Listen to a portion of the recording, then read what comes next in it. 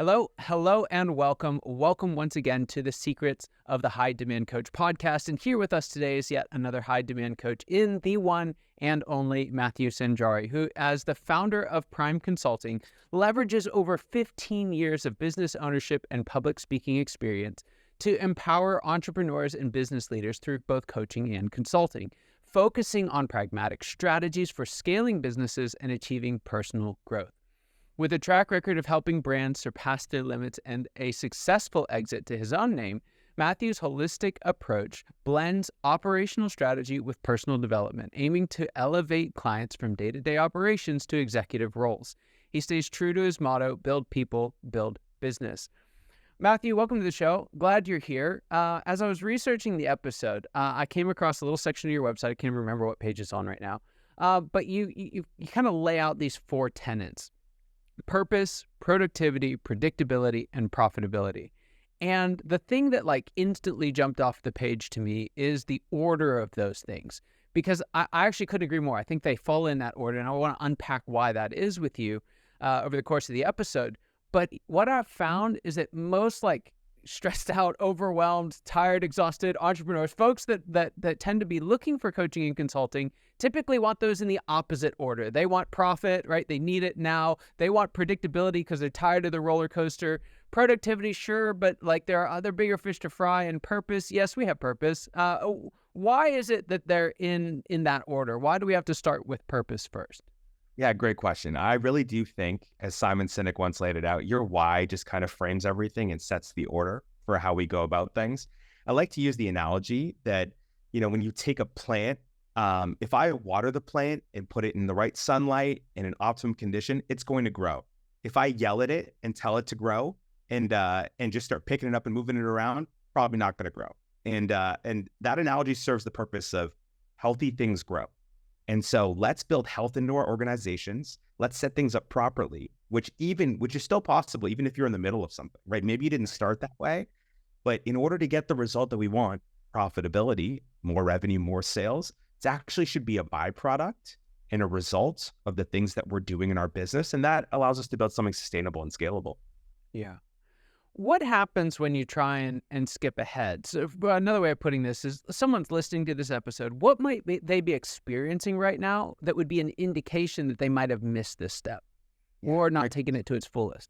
Great question. I love asking the question to people. I say, take numbers off the table. You can't use money. You can't use a number. What does success look like for you? And everybody always goes into this weird panic because they're like, well, I want to say it's 7 figures. I want to say it's 8 figures. I want to say it's this. And, it's this exercise where they have to use and find their why. And sometimes that may take a few additional questions. But when they do that, I lay it out for them and I say, look, if your goal is 7 figures, we can get to 7 figures, no problem. We can implement strategies, structure, systems. We can do all those things.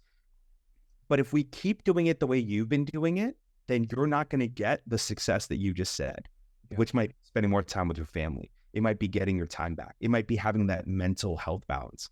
So when I take numbers off the table and you show me your why, what you're actually showing me is how you want to build. And if we consider that as our foundation to build instead of a number, it's only a matter of time before we actually get to the number. I love that, because what happens so many times I've found when we use a number, a couple things. One, it's always arbitrary, right? There's nothing actually different about that number and $1 before it. And two, it's usually someone else's number, right? We're trying to catch up with, dad's success, or, the guy in our CEO group, or we heard once that that's what made a successful business. And so what happens is, for, the best founders, they get across that line, right? And they look around and it's like, it looks exactly the same here. I have all of the same problems that I did, maybe even more. Is this really it? Is this really what I've given myself for? So I love that, and I couldn't agree more. I'm wondering if we could just flesh this out for a second, because I think it's so important. What are a couple examples that you've seen of really powerful purposes? Yeah. I mean, hey, I'm going to use me as an example, because I find when I tell my story that often will spark something in people. For me, I started as a numbers guy. I said, hey, you know what? I grew up first generation. My father's a refugee. My mother's an immigrant. I said, I'm going to wholesale reject all of that. And I'm going to make sure that I never do that. And so I was so numbers driven. We're going to do this. We're going to get this. And even though I hit those targets, it left me frustrated, exhausted. And just like you said, I got into rooms that I wanted to be in and said, this isn't that great. This isn't that exciting. And sometimes it actually made me want to chase even bigger things that only led to the same feeling. Right. And so for me, I started to realize, I said, okay, what are the things that matter? The reason why I wanted to make money and find financial and time freedom was because, my why was that my parents were so busy doing it, we never spent a lot of time together. And so when I discovered that time, buying back my time, my friends and my family, those personal connections is what mattered, then the way I built had to follow that. And so much of the success I've been fortunate enough to experience has now been collaborative and involving other people because I really located my why. And for a lot of people, that why is family, it's relationships, it's moments. And more than anything, I often hear it's time. Wow. I love that. So let's take a step forward here. We've talked about our purpose. We've laid that out. Next is productivity. So why should we focus on productivity before predictability? Yeah. I mean, Scott, you know this better than anyone, especially with your track record. There's a huge difference between working in the business and working on the business. And I think people in our society and our culture wear busy as a badge of honor. Hey, I'm busy. Things are busy. Things are going on. And oftentimes when I peek under the hood and I give them the space to peek under the hood, we start to realize, sure, you're working, but are you working on the right things? I love to give the example, if I have a client, their operations manager is making $80,000 a year, $40 an hour. When I laid it all out, the average return on investment of the task she was doing was $22 an hour. And I looked her and the owner in the face and said, you're paying 40, she's doing 22. She's unhappy, you're unhappy. What needs to change? And so productivity isn't a matter of busyness.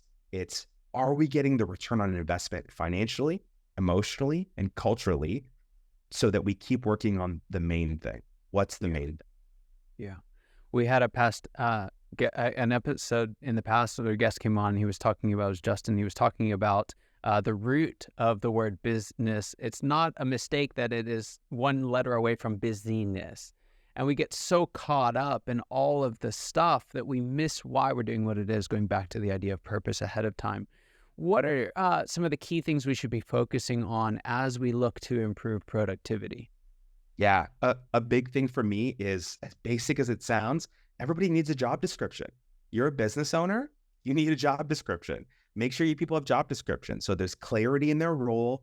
You know what's expected of you. And your job description is probably going to allow you that dumb little paragraph at the top that sometimes we can get past to get to the task. It's going to allow you the clarity to say, okay, what are the outcomes that I'm responsible for?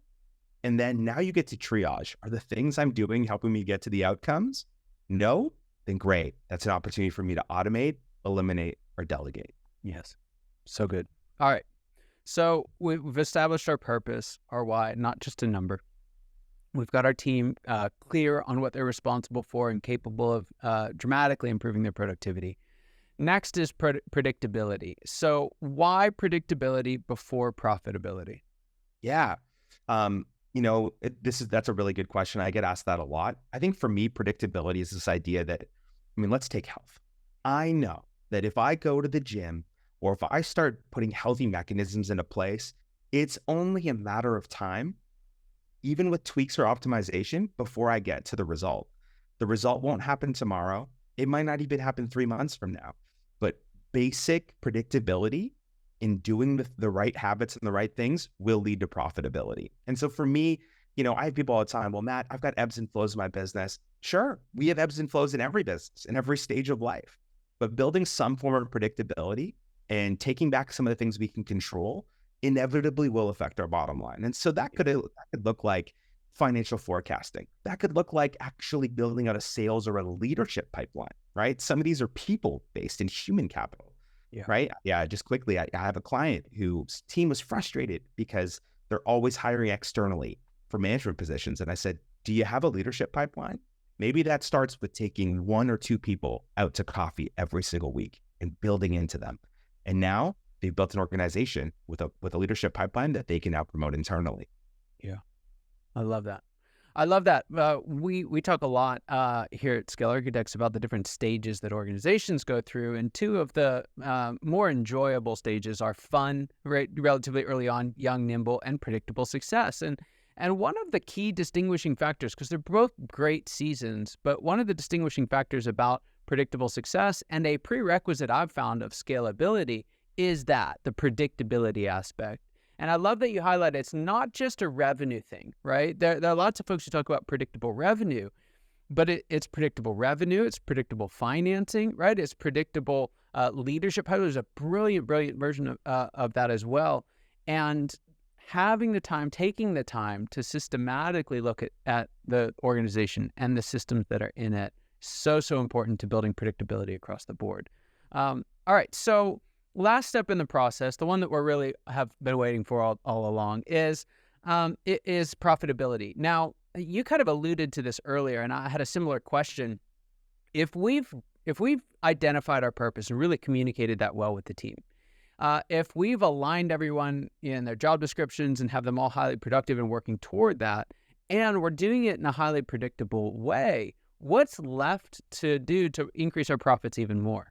Yeah, great question. So it's so funny because I find this almost automatic every time, where if those three things are aligned, it's inevitable that there will be more money left over than there was before. But that's not just how I view profitability. Profitability, then our next step to answer your question would be, let's do a deep dive on some of your services and your product offerings to find out what's the most profitable, right? Sure, your business is profitable. I have a client, up in Long Island, New York, and her business was profitable until I did a deep dive and found out 60% of her clients were not, 40% were carrying, and the rest of them. And so a deep dive now allows us to go, okay, where did we miss the boat here? What are the things to ensure that every client becomes profitable? That inevitably is the next stage of profitability. And it's a really effective a way of maximizing all the money and all the experience that's on the table. Yeah. To add another kind of flavor to that, what I hear you saying in that is, in that fun stage, that early stage, we usually get there by saying yes, right? It's like we needed those clients at one point in time, at least some of them, many of them. When we're looking at predictable success, when we're looking at the highly profitable, scalable businesses, they get there by saying no, right? By learning what it is that we say no to in order to move on. And I love that distinction. I love that process. Those 4 steps are so important. There's so much gold in there for folks. Now, I've got one more question for you, and this is actually a question I ask all my guests. I'm interested to see what you have to say. What would you say is the biggest secret that you wish wasn't a secret at all? What's that one thing you wish everybody watching or listening today knew? Yeah, I say it in my bio, and people ask me about it because I think they think it's a cliche, but for me, it's not. If we build people, we will build business, right? I'm a huge tech guy, love AI, love some of the technological evolutions happening. But at the end of the day, business is really about people solving problems. And so if we build people, if we treat our people well, right? Even if you're a solopreneur, you've got clients, you've got outsourcers, you've got people in your network. If we build on people and we actually build on them, they inevitably will build business. And so more than the secret sauce, I just think it's a great way to live. That's so good. So good. Well, Matthew, there are some folks listening to this and they're right there right now. They're ready to build. They want to be more profitable, but they realize there's a process for getting there and they want to do it right. Tell us, how can they find more out about the work that you do? Where can they get in touch with you? Yeah, hey, you can look me up on LinkedIn, Matthew Sanjari, Sanjari. Love connecting with people on there. Or you can go to my website, consultingbyprime.com, consultingbyprime.com. Fantastic. Matthew, thanks for being on the show. Just a privilege having you here today. Fantastic conversation. And for those of you watching and listening today, you know that your time and attention mean the world to us. I hope you got as much out of this conversation as I know I did, and I cannot wait to see you next time. Take care.